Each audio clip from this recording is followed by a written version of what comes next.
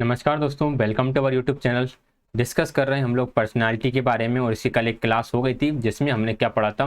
Personality के जो दो प्रारूप हम डिस्कस करने वाले हैं, एक हमारा टाइप अप्रोच है और दूसरा ट्रेट अप्रोच है। तो कल टाइप अप्रोच कंप्लीट हो गया था जिसमें हमने कुल टोटल 6 थ्योरीज को डिस्कस करा था। ठीक, शॉर्ट में डिस्कस करा था और उतना ही एग्जाम में आएगा क्योंकि पर्सनालिटी अपने आप में एक बहुत बड़ा टॉपिक है।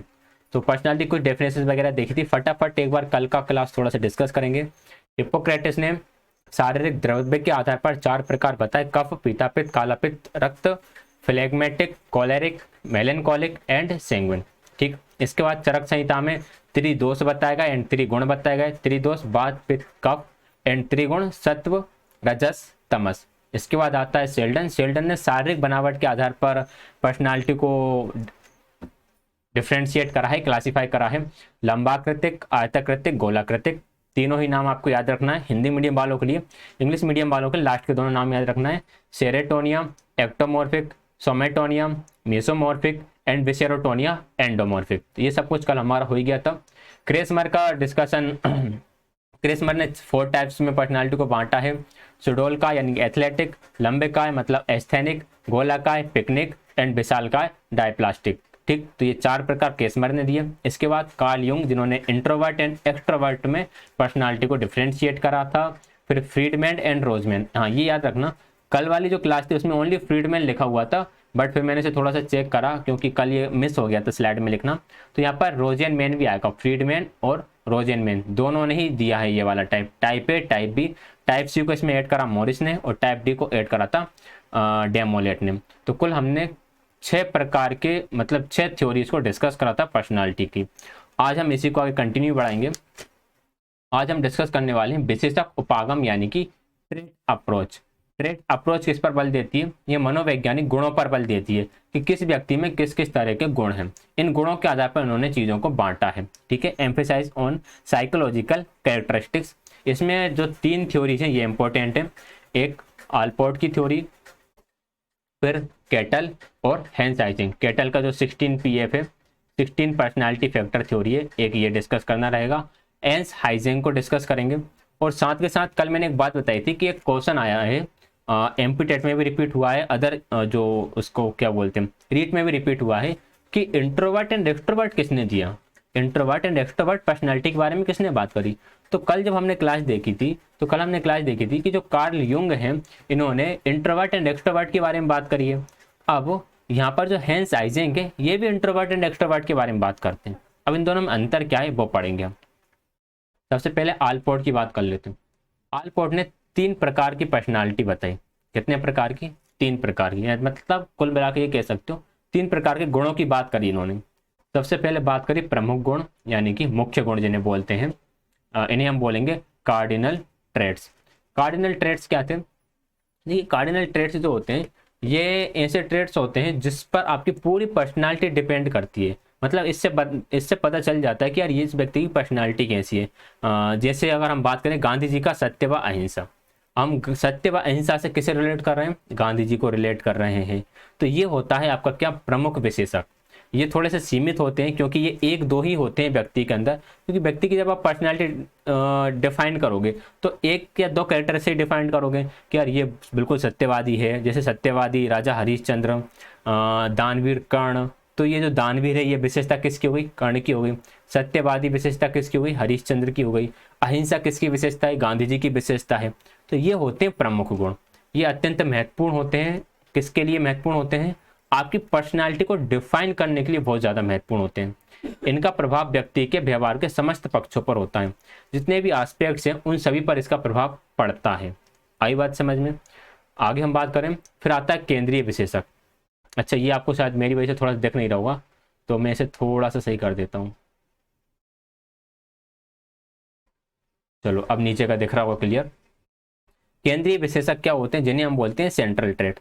सेंट्रल ट्रेट एक तरह का सेंट्रल रोल प्ले करती हैं आपकी पर्सनालिटी में। हालांकि ज़्यादा इफेक्ट नहीं, ज़्यादा आपको प्रभावित नहीं करते, बट सेंट्रल रोल जरूर प्ले करेंगे। जैसे कि हम बात करें कि ईमानदारी हो गया, सच्चाई हो गया, सहयोगी हो गया। आप बोलते हो यार ये व्यक्ति ईमानदार है, ये हमेशा सच्ची बोलता है, ये दूसरों की सहायता करने के लिए हमेशा तैयार रहता है। तो ये होते हैं आपके कौन से? सेंट्रल ट्रेट्स होते हैं। ठीक, इन्हें आप कहाँ यूज़ करते हो, ये उसमें लिखा हुआ है एनसीईआरटी में कि जब आप जॉब लेटर लिखते हो या कहीं इंटरव्यू देने जा रहे होते हो तो आपको सामान्य गुण लिखते हो कि यार मैं बहुत मेहनती हूँ, मैं ईमानदार हूँ, मैं हमेशा सच्चाई का साथ देता हूँ, मैं सहयोग के लिए हमेशा तैयार रहता हूँ। तो ये कुछ सामान्य गुण हैं जो व्यक्ति की एक जनरल पर्सनैलिटी को डिफाइन करते हैं। आई बात समझ में? तो जो मुख्य गुण होते हैं, जो केंद्रीय गुण होते हैं, मतलब कि जो कार्डिनल ट्रेट्स होते हैं एंड सेंट्रल ट्रेट्स होते हैं, दोनों में डिफरेंस इतना है कि कार्डिनल ट्रेट्स जो होंगे वो एक या दो पॉइंट को लेकर चलेंगे कि यार ये व्यक्ति बिल्कुल ईमानदार है तो वो ईमानदारी को पकड़ के चलेगा, ये बिल्कुल अहिंसावादी है इसको पकड़ के चलेगा। और जो सेंट्रल ट्रेड्स होते हैं ये तीन चार चीज़ों को लेकर चलते हैं, भाई ईमानदारी भी है, उसके अंदर ईमानदारी भी है, सही सच भी बोलता है, वह सहयोगी व्यक्ति भी है यानी कि हेल्प करने के लिए तैयार भी रहता है। तो ये कुछ सामान्य गुण होते हैं। अगर आपको इस तरह से याद रखोगे कि ये याद रखोगे गांधी जी का सत्य व अहिंसा किसका टाइप हो गया, कार्डिनल का हो गया। और आप दूसरा ये याद रखोगे कि यार जॉब लेटर लिखते जाते हैं तो हम कुछ 5-6 क्वालिटी हमारी लिखते हैं जनरल, तो ये आपका किस में आ गया, ये आपका सेंट्रल ट्रेट में आ गया। क्लियर? फिर आता है आपका थर्ड, दोबारा से नीचे आ जाते हैं।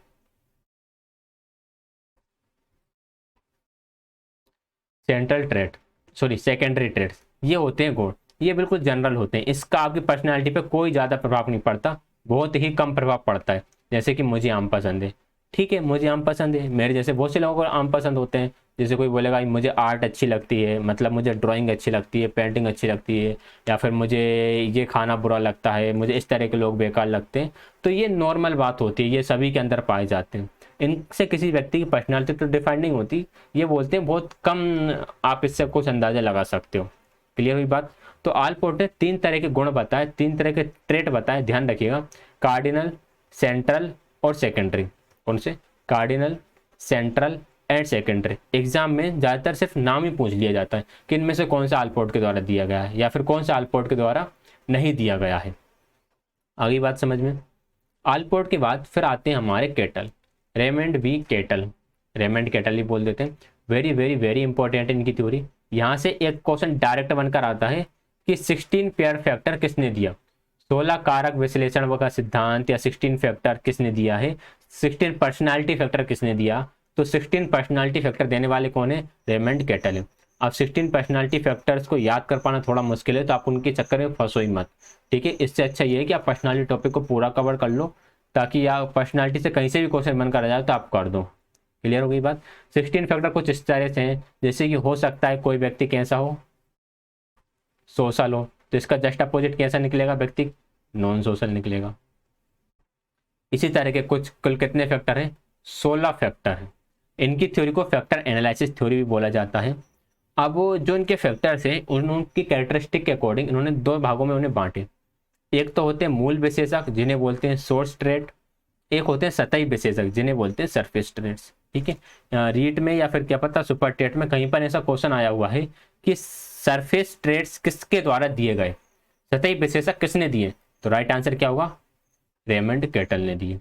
आई बात समझ में? इतना सा क्वेश्चन बनकर आया था कि सरफेस ट्रेट किसने दिए, तो वो रेमंड केटल ने दिए हुए। क्लियर? सोर्स ट्रेट क्या होते हैं, ये स्थिर होते हैं यानी कि स्टेबल होते हैं, व्यक्तित्व का निर्माण करने वाले ये तत्व, पर्सनालिटी को बिल्डअप करने वाले ये तत्व हैं। और सतही विश्लेषक क्या होते हैं कि जो सोर्स ट्रेट है ना, इन्हीं की अंतःक्रिया से कौन से बनते हैं, इन्हीं की अंतःक्रिया से आपके सरफेस ट्रेट बनते हैं। ये बदल भी सकते हैं, इसमें कौन कौन से आ जाएंगे, जो आपकी परोपकारिता है, सत्यनिष्ठता है, वो किसके अंदर आएगी, सरफेस ट्रेट के अंदर आएगी।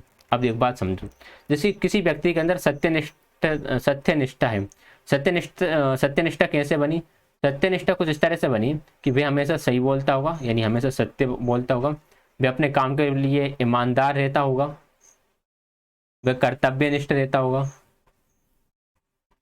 आई बात समझ में? वह कभी झूठ नहीं बोलता होगा। तो इन सब चीज़ों को मिलाकर क्या बना, उसकी एक क्वालिटी बनी जिसे हम बोलेंगे सरफेस ट्रेट। आ रही है बात समझ में? जैसे कोई व्यक्ति हमेशा कैसा रहता है, हैप्पी रहता है, हमेशा कैसा रहता है, पॉजिटिव रहता है, हैप्पी रहता है, पॉजिटिव रहता है, हर उसका पॉजिटिव एस्पेक्ट ही रहता है, तो हम क्या बोलेंगे, ये व्यक्ति कैसा है, ये व्यक्ति आशावादी है। कैसा हो गया, ये व्यक्ति आशावादी है। तो जी आशावादी होना किस में आ गया, ये आ गया आपका सरफेस ट्रेट में। और सोर्स ट्रेट में कौन सी आ गए, हैप्पीनेस, पॉजिटिवनेस, ये सारे आपके सोर्स ट्रेट में आ गए। क्लियर होगा दोनों, सोर्स ट्रेट क्या है और सरफेस ट्रेट क्या है। आगे बढ़ेंगे इसमें। फिर आता हेंस आइजेंक। हेंस आइजेंक ने भी 3 टाइप दिए थे। कौन कौन से 3 टाइप दिए? पहला टाइप दिया इन्होंने तंत्रिका पिता बनाम सांवेगिकता स्थिरता, इंग्लिश में नाम याद रखो बेहतर रहेगा, न्यूरोटोसिज्म एंड इमोशनल स्टेबिलिटी। अब न्यूरोटोसिज्म एंड इमोशनल स्टेबिलिटी का क्या मतलब है? देखिए, यदि व्यक्ति के अंदर तंत्रिका ये वाला वर्ड हो, मतलब जो बोलने में थोड़ी दिक्कत हो रही है, न्यूरोटिसिज्म हो, न्यूरोटिसिज्म यदि हावी है व्यक्ति का, तो व्यक्ति कैसा होगा? व्यक्ति एंजाइटी से भरा हुआ होगा, चिड़चिड़ा रहने वाला होगा, उसका अपने आप पर नियंत्रण नहीं होगा।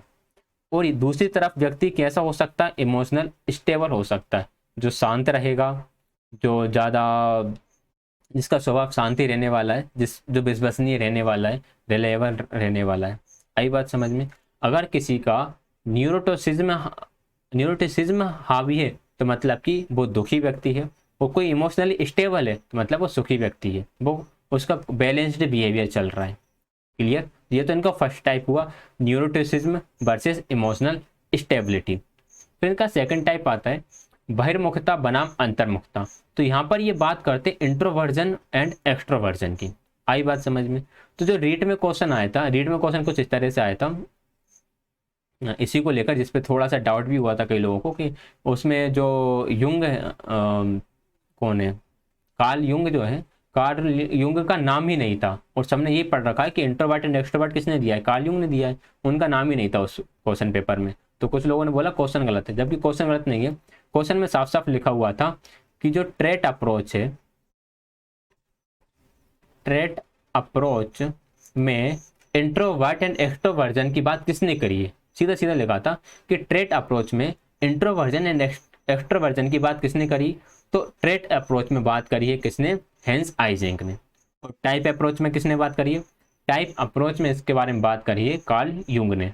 क्लियर है? तो याद रखिएगा, ये बहुत इंपॉर्टेंट फैक्ट बन जाता है यहाँ से। तो इंट्रोवर्जन एंड एक्सट्रोवर्जन हम जानते ही, जो इंट्रोवर्जन है ये अंतर्मुखी रहते हैं, सेल्फ सेंटर्ड होते हैं, दूसरों से घुलना मिलना इनको ज़्यादा पसंद नहीं होता। एक्सट्रोवर्जन जो व्यक्ति होते हैं वो मिलनसार व्यक्ति होते हैं, इनके मित्र ज़्यादा होते हैं, हमेशा खुश रहने वाले व्यक्ति होते हैं। क्लियर? फिर आता है थर्ड टाइप मन स्थापिता बनाम सामाजिकता, साइकोटिसिज्म वर्सेस सोशेबिलिटी।